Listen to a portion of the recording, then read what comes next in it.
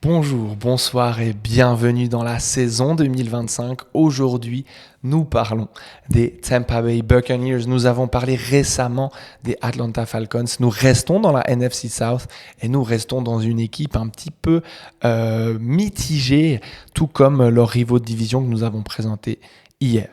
Les Tampa Bay Buccaneers ont fini la saison 2025 avec 8 victoires et 9 défaites, ce qui les a placés à la deuxième place de la division. Ils ont battu tous leurs rivaux de division une fois. Le positif dans la saison, franchement, il est très maigre. J'ai eu de la peine à aller chercher des trucs, à trouver des choses à vous dire.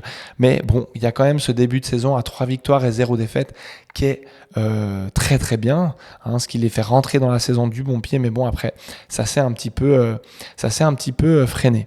Avoir le quarterback Baker Mayfield qui est un dog, qui est vraiment littéralement un dog, est toujours une bonne chose, je pense, dans son équipe. C'est vraiment l'âme, le cœur, le poumon de cette équipe. C'est ce qui fait avancer la locomotive, on pourrait dire, de cette équipe de Floride.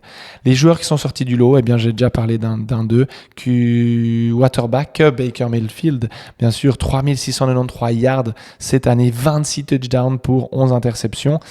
Un autre talent qui a émergé cette année, c'est le wide receiver Emeka Egbuka avec 938 yards de réception, 6 touchdowns marqués. Et puis de l'autre côté du ballon, nous avons l'inénarrable Lavonte David, le linebacker, qui lui a totalisé 114 tacles, 3,5 sacs et 8 tackles for loss.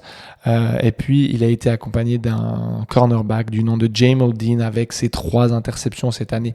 Donc, on est obligé de mentionner ces 2 joueurs. Mais bon, Lavonte David, je pense franchement qu'il a signé et qu'il a marqué d'une empreinte assez folle la Ligue ces dernières années. Il ira, selon moi, dans le Hall of Fame. Et s'il n'y va pas, ce sera clairement une honte.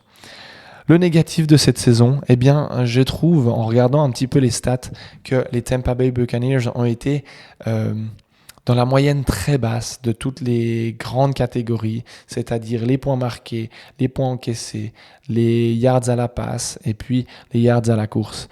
Je vous fais un petit topo. Ils ont été 18e sur 32 en points marqués, 20e sur 32 en points encaissés. À la course, ils finissent à la 21e place et puis à la passe à la 20e place. À la passe à la 20e place, pardon. Et voilà, c'est trop peu, c'est trop moyen, c'est pas assez bon.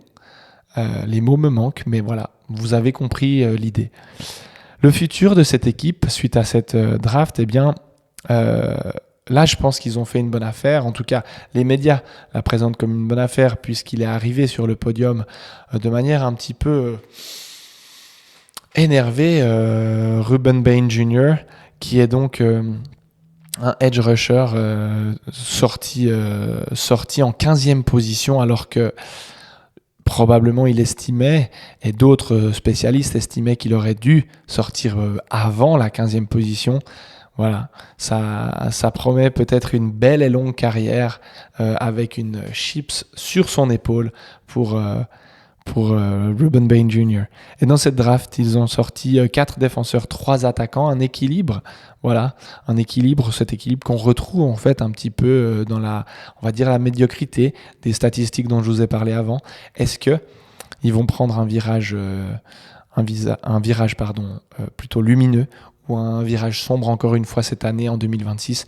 Nous le verrons dès le mois de septembre et le mois d'octobre quand les choses se seront un petit peu décantées. Mesdames, Mesdemoiselles, Messieurs, j'en ai terminé pour cette semaine et cette vidéo.